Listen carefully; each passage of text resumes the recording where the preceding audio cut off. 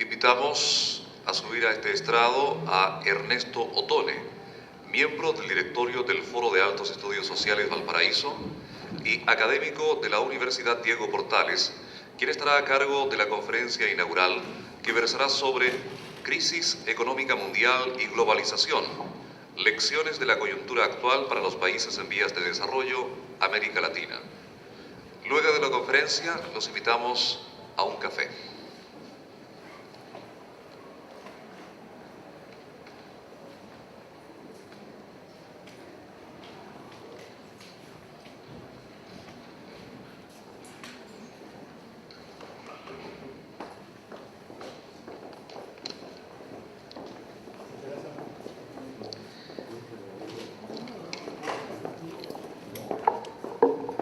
Señor rector, señoras autoridades del foro,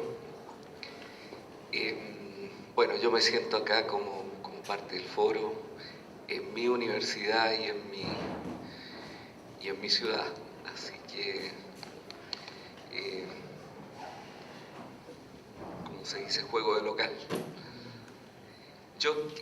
Me han pedido hacer unas reflexiones sobre las dimensiones políticas de la crisis mundial y la situación de América Latina.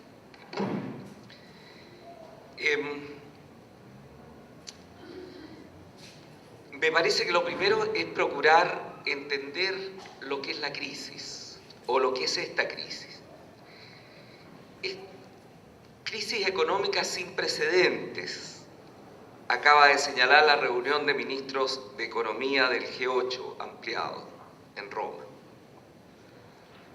El mayor reto de la economía contemporánea, había señalado antes el G20 en Londres en su reunión del 2 de abril del 2009.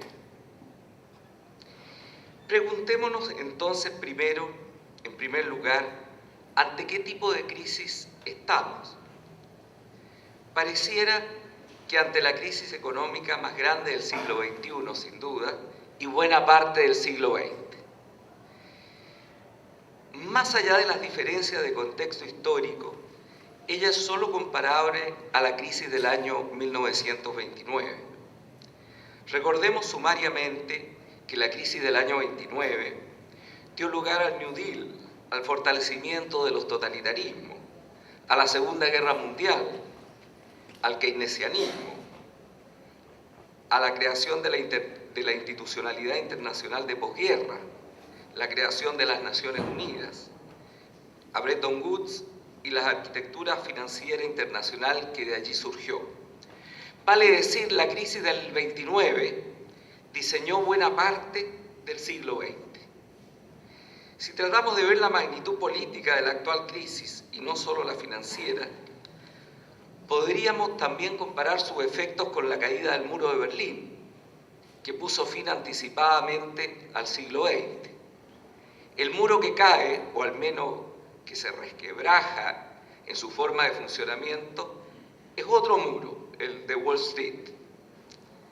La caída del muro de Berlín conllevó, entre otras cosas, la debacle de un pensamiento en el cual el Estado, de manera voluntarista y autocrática, se proclamaba como el actor por excelencia de la vida económica, social y política.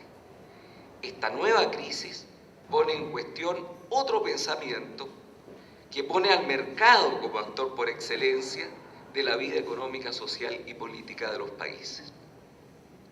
Si queremos entender esta crisis, hagámoslo abusando, sin duda, del método aristotélico del tercero excluido.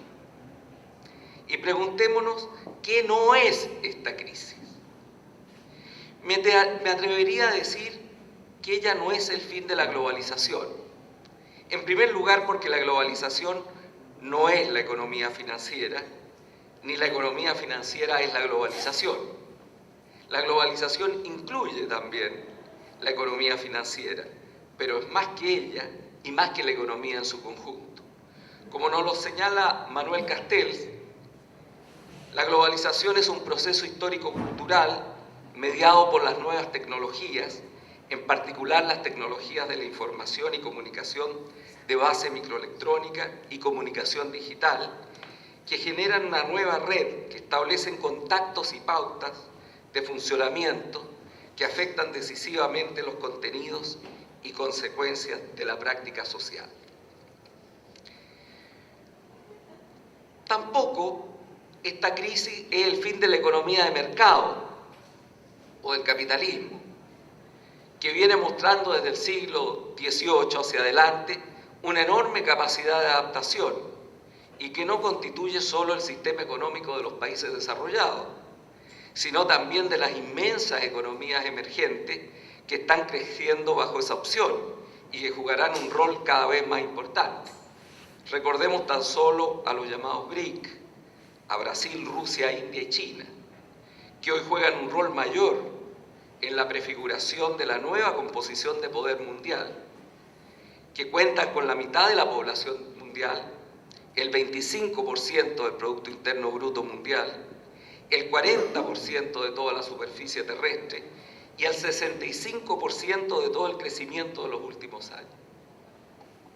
Por lo tanto, sin pretender escudriñar un horizonte futuro lejano, donde, como bien sabemos, todo puede suceder, y conscientes de que nuestra capacidad de previsión a largo plazo, por más imaginativa que sea, cae más bien en el terreno de la profecía que en el de la ciencia, podemos sensatamente pensar que la economía de mercado o el capitalismo, en cualquiera de sus variantes, será el sistema en el cual vivirán todavía algunas generaciones. Sin embargo, todo tiende a indicar que esta crisis impulsará un fuerte cambio del funcionamiento de la economía, además de una transformación de los equilibrios políticos mundiales, que se aumentará si China, como pareciera ocurrir, pudiera ser el primer país en salir de la gran recesión a través de su impresionante plan de estímulo a la demanda, que dan sentido a la reciente estimación del Banco Mundial de un crecimiento de ese país de 6.5% en el 2009 y de 7.5% en el 2010. En este cuadro tiene poca credibilidad el piadoso deseo de los sectores más conservadores que quisieran, después que el salvataje público nos libró de la catástrofe privada, olvidarse y pasar una suerte de business as usual, como si aquí no hubiera pasado nada. En primer lugar, porque el cáncer, que se sepa, no se cura con agüita de boldo. Y en segundo lugar, porque los efectos ya causados por la catástrofe no se normalizarán a la vuelta de la esquina. La actual crisis deja en evidencia la debacle del pensamiento basado en la idea que la economía de mercado no requiere del Estado, que puede autorregularse por una mano invisible y tender naturalmente al equilibrio. La vida ha mostrado que esa mano invisible, más que invisible, es inexistente. Con el perdón del gran Adam Smith, señalo lo anterior porque los excesos de los neoconservadores poco tienen que ver con la inspiración moral del padre del liberalismo, cuya relectura debe hacerse considerando no solo la investigación sobre la riqueza de las naciones de 1776, sino también su teoría de los sentimientos morales, escrita en 1759, pero, atención, revisada por el autor en 1790, en el año de su muerte. No era un libro olvidado por él, era un libro querido por él. Entonces, la vida ha mostrado que el mercado tiene mecanismos que generan círculos viciosos, procesos de burbuja y exceso de crisis. Por ello, esta crisis debería marcar el fin de un sistema financiero que surgió en Bretton Woods, ya con regulaciones insuficientes. Bien sabemos que Lord Keynes, en la reunión de julio de 1944, propuso acuerdos más avanzados, regulaciones más fuertes y otro acuerdo del sistema monetario, pero debió conformarse por razones geopolíticas obvia, a un consenso más débil, aceptable por su corredactor norteamericano Harry Dexter White. La historia posterior mostrará un peso cada vez más fuerte de los Estados Unidos de América y un creciente proceso de desregulación que coincide con momentos altos y bajos del crecimiento y que se acentúa en los años 80 con la administración conservadora de Reagan, pero que atraviesa la administración Clinton y alcanza su cenit de ausencia de controles y supervisión de las entidades financieras con George Bush hijo, donde explota la contaminación al conjunto del sistema económico mundial. En este contexto se desnaturalizó el sistema financiero, convirtiéndose, en palabras del Premio Nobel de Economía Krugman, en un monstruo que devoró la economía mundial. Cuando, dice él, la banca dejó de ser aburrida y sus chanchullos y salarios por las nubes gestaron la grave crisis actual. Ella dejó de servir para que el dinero de los ahorrantes se le pasara a los inversores, sino que se volvió, en las palabras de Keynes, en una economía de casino, en donde ese dinero se le pasó en buena parte a los especuladores para generar enormes fortunas a costa de los intereses generales de la sociedad. Ello llevó a la idolatrización de la ganancia cortoplacista, la especulación como genialidad y la extrema codicia como virtud socialmente apreciada. Todo ello terminó destruyendo la confianza básica para el fundamento de la economía mundial y nos llevó a la recesión extendida que hoy vivimos. No es menester aquí describir las causas de la crisis una por una ni reproducir los datos y proyecciones que marcan la contracción económica más severa de la posguerra, con una velocidad de caída mayor que la Gran Depresión del año 29. Señalemos solamente que, de acuerdo a las últimas proyecciones del Banco Mundial, la zona euro caerá en el año 2009 en menos 4,5%, Rusia en menos 7,5%, Estados Unidos en menos 3% y Japón en menos 6,8%. Hay bastante consenso entre los economistas para señalar que las causas se encuentran en las graves deficiencias y opacidades en el manejo de la gestión de riesgo en las grandes instituciones financieras, como lo señala Victorio Corvo. Regulaciones y supervisiones financieras inadecuadas, ausencia de reglas, sistema de remuneraciones basado en beneficios a corto plazo, poca confiabilidad de los evaluadores, exceso de ahorro por temor a crisis anteriores de los países emergentes, incluida China, en primer lugar China, y exceso de gasto por parte de los Estados Unidos.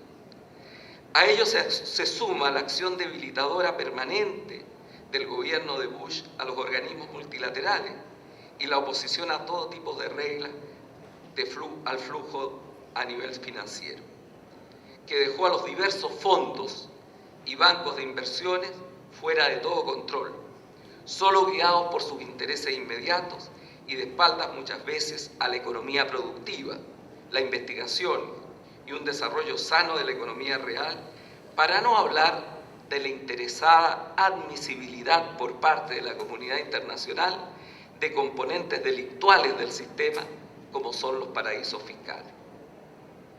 Hay algo de lo que se habla menos, pero que algo tiene que ver con el asunto, y es la diferencia creciente de la brecha de ingresos en el mundo. Pese a que fundamentalmente a través del crecimiento de países enormes como China o India, los niveles de pobreza han disminuido notablemente en los últimos años, los beneficios empresariales han crecido 8 veces más que los salarios y los ricos han incrementado su riqueza 9 veces más deprisa que los pobres. Esto no es ajeno a fenómenos como la crisis subprime,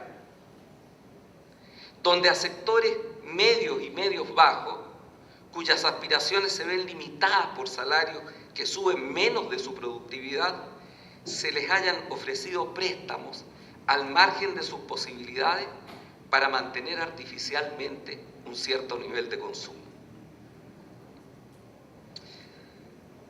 ¿Cuáles son los efectos de la crisis? Bueno, fascismo, New Deal, guerra y estado de bienestar nos trajo la crisis del 29. Sufrimiento, dolor, miseria, esperanza y también mejores horizontes. ¿Qué nos traerá la actual crisis? Bueno, algo importante ya nos trajo.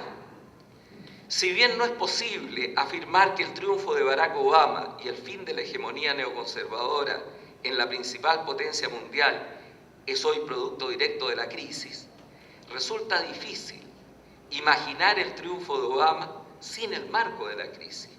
Por lo tanto, digamos que al menos fue un factor coayudante. Ahora bien, estos primeros meses del gobierno de Obama han tenido una importancia mayor no solo para las medidas coyunturales impulsadas por él en los Estados Unidos, país productor de la crisis. Yo me atrevo a sostener que genera la posibilidad de un cambio en los asuntos políticos mundiales de enormes consecuencias a través de sus planteamientos favorables al diálogo, al multilateralismo y al respeto de la diferencia.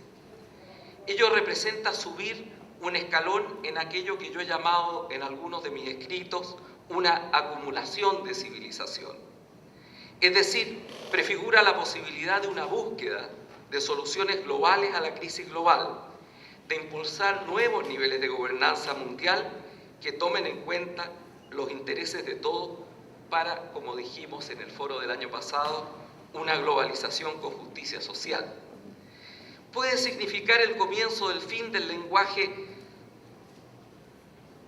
religioso y guerrero, de separar entre amigos y enemigos, y de espacios para la discusión no doctrinaria de un desarrollo que tome en cuenta los desafíos planetarios, sociales, del medio ambiente y del cambio climático, de un cambio y una complejización virtuosa de la agenda internacional que considera los focos de conflicto, la lucha contra el terrorismo y la criminalidad, por cierto, pero en el marco de visiones más universales y consensuadas. Se trata de pasar del hard power al soft y smart power, en el sentido que lo plantea Joseph Nye.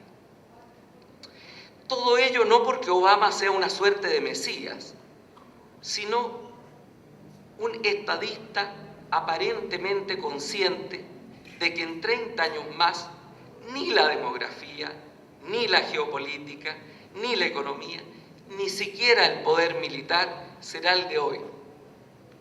Es más que probable que China e India en 30 años se hayan acercado mucho respecto al peso de los Estados Unidos, que Rusia se haya recuperado totalmente, que Europa sea relativamente menos fuerte, lo mismo que Japón, y que Brasil y otros países de otra parte, de peso similar y de ámbitos políticos culturales muy diversos, ya serán no solo actores globales, sino también potencias regionales o más que regionales. Habrá en 30 años más un mundo diferente, donde lo que hoy conforma los consensos mundiales será más complejo y en donde no conocemos los avatares que nuestra concepción de la democracia, de la libertad y los derechos humanos tendrán que enfrentar para prevalecer y no tener retrocesos de civilización. Ello hace muy sabio tomar hoy y no mañana las decisiones sobre las reglas del juego que deben prevalecer en el futuro, haciéndolas más inclusivas y democráticas, para un mundo que en la medida de lo posible viva en paz en lo político y sea más justo en lo económico y social. Resulta en esa dirección esperanzadora la Constitución como primer paso del G20, donde está representado el 70% de la población mundial, el 80% del PIB mundial, el 80% del comercio mundial y el 60% de la superficie terrestre. Resultan también esperanzadoras, aunque insuficientes, sus propuestas, y resulta indispensable terminar con sus contradicciones. Recuerden que mientras el G20 se pronunciaba contra el proteccionismo en Londres, 17 de entre sus integrantes ya habían tomado medidas proteccionistas. Resulta urgente entonces acelerar y ampliar las medidas inmediatas que impidan que los emprendedores medianos y pequeños queden sin crédito, los trabajadores pierdan sus empleos, que los países emergentes retomen los niveles de crecimiento precrisis y que los recién salidos de la pobreza no vuelvan a caer en ella. Después de la orgía fundamentalista de mercado, es necesario el retorno de la política, de lo público, del Estado, de una comunidad internacional con vértebras y con poder que genere un ámbito público a nivel global. Se requiere una nueva arquitectura financiera internacional que establezca un nuevo y mejor equilibrio entre la lógica de mercado y la lógica ciudadana del interés público, entre los intereses inmediatos y los intereses estratégicos. Hay que dar respuesta urgente a preguntas inevitables. ¿Los paraísos fiscales son indispensables al funcionamiento de la economía mundial o son una grave deformación del sistema? ¿Pueden ser agentes privados y con intereses particulares los evaluadores de los actores financieros privados? ¿Pueden los grandes ejecutivos financieros tomar decisiones que los benefician directa e inmediatamente con el ahorro de millones de personas? Son todas cuestiones que marcarán la necesaria reforma que engendre las reglas de una globalización más justa y más equilibrada. Esto supone una reforma profunda de las instituciones creadas en Bretton Woods o la creación de nuevas instituciones más inclusivas y más fuertes. Ahora bien, ¿cómo nos está afectando esta crisis en América Latina? América Latina en el periodo previo a la crisis tuvo un buen desempeño. Entre el 2003 y el 2008 tuvo el mejor periodo de crecimiento de los últimos 40 años. Fue además un crecimiento de mejor calidad, con más ahorro, con más inversión, con acumulación de activos que auguraban la introducción de criterios contracíclicos, manejo fiscal prudente en la mayoría de los países, menor endeudamiento público y políticas públicas más sólidas. Ello permitió aumentar los niveles de empleo formal, llegando el desempleo a un nivel del 7,5%, y bajar los niveles de pobreza de 44% en 2002 al 35,1% en el año 2007, según las cifras de la CEPAC. Antes de septiembre del año 2008, antes de que el cielo se comenzara a caer sobre nuestras cabezas, los temas que se debatían en la región decían relación con la mejor forma de aprovechar esa bonanza, que pensábamos que no terminaría abruptamente, sino que perdería suavemente velocidad. Se trataba de pensar en cómo hacer frente a los grandes desafíos estratégicos de un desarrollo sustentable, avanzar más rápido en la capacidad de innovación científica y tecnológica, en los grandes temas energéticos y los provocados por el calentamiento climático. Se trataba también, en un escenario político muy diversificado, de no perder los avances democráticos y de evitar que las polarizaciones internas en algunos países impidieran acuerdos orientados a fortalecer una voz concordada de América Latina en el ámbito internacional. Más allá de nuestros méritos y debilidades como latinoamericanos, la crisis financiera internacional venida desde fuera y en la cual no tenemos responsabilidad, nos ha cambiado crudamente el escenario. Nuestros planes de avance se han visto fagocitados por la necesidad de responder a un shock brutal, donde van cayendo irremediablemente nuestros factores de avance como efecto de la crisis. En verdad, como reconocen organismos y analistas, que estamos en mejor pie para enfrentar esta crisis. Como es verdad también que ese mejor pie no es parejo en la región, sino que es desigual. Se verán más afectados los países que han desarrollado menos elementos contracíclicos, que tienen mayor deuda, que son menos estables y que poseen realidades políticas más polarizadas, donde el crecimiento de la incertidumbre los perjudicará. A contrario sensu, estarán más protegidos los que hayan desarrollado políticas contracíclicas, acumulado mayor superávit y tienen sistemas políticos que responden a una mayor cohesión social. Jugarán también otros factores, como la mayor cercanía o lejanía de los Estados Unidos, la rapidez de la recuperación de este último, la capacidad de redireccionar la producción a otros mercados, en las exportaciones, la confianza internacional y en la solidez de sus reglas del juego. Considerando el conjunto de estos factores, se podría señalar que frente a la crisis, algunos países están relativamente en mejor pie, como Brasil, Chile, Colombia y Perú. Otros en situación poco sólida, como América Central, Paraguay y Uruguay. Y otros en situación más precaria, como es el caso de Argentina, de Bolivia, de Ecuador, del Caribe, Cuba, Venezuela y México.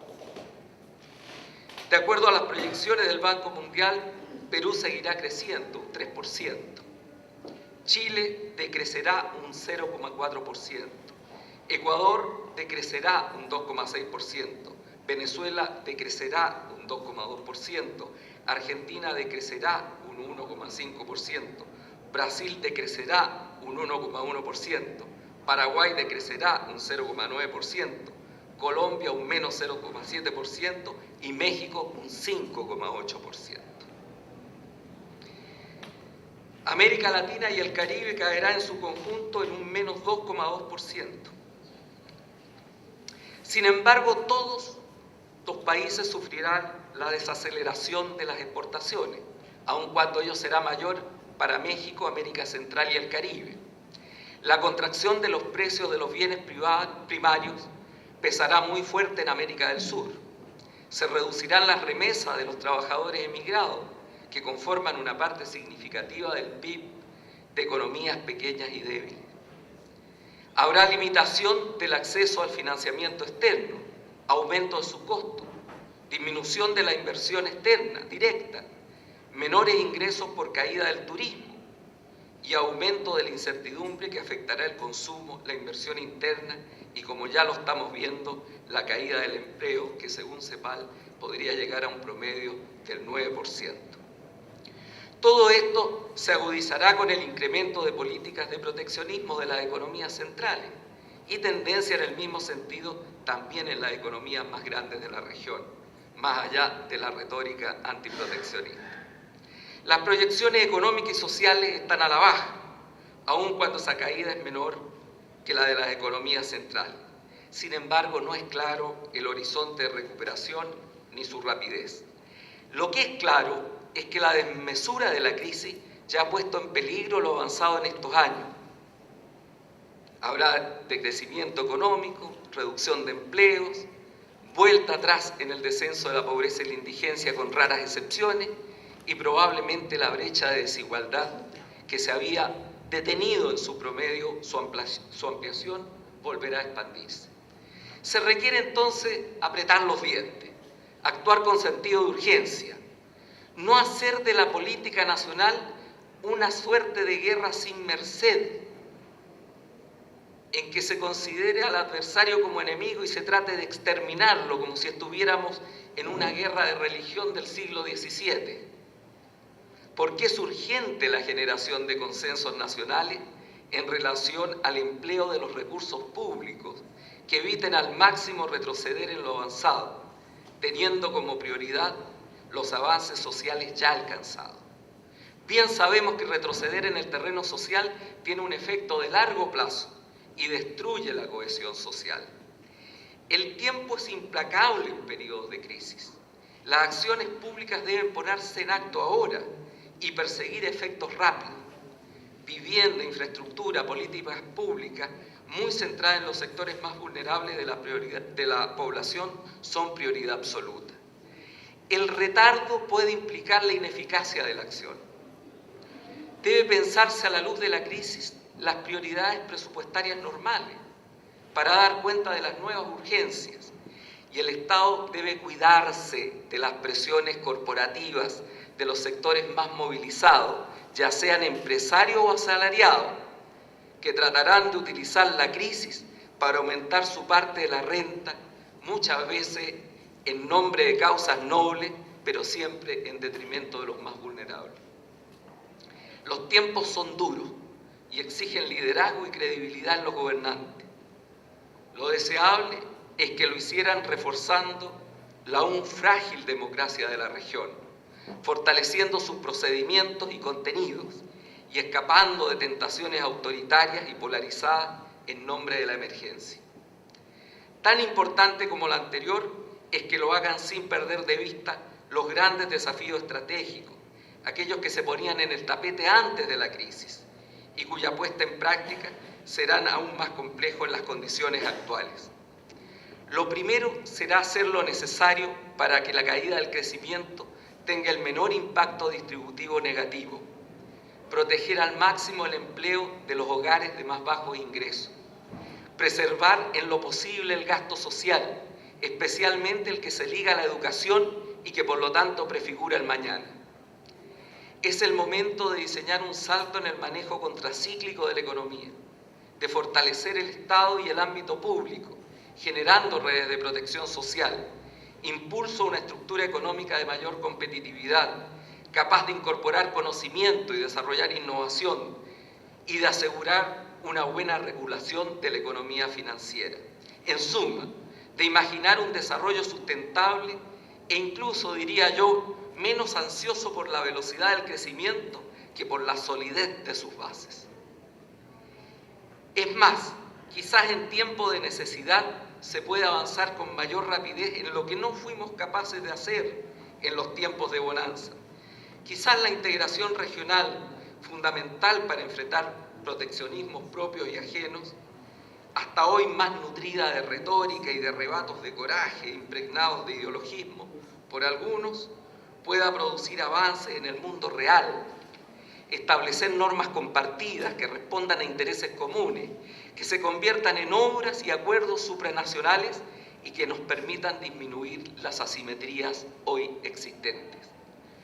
La Cumbre de las Américas en Trinidad y Tobago abrió una esperanza también en nuevas relaciones con los Estados Unidos de Obama, ya no marcado por un desconfiado vacío, sino por una interlocución respetuosa entre todos para enfrentar temas tan fundamentales como la ausencia del desarrollo, la pobreza y la violencia, particularmente aquella ligada al narcotráfico.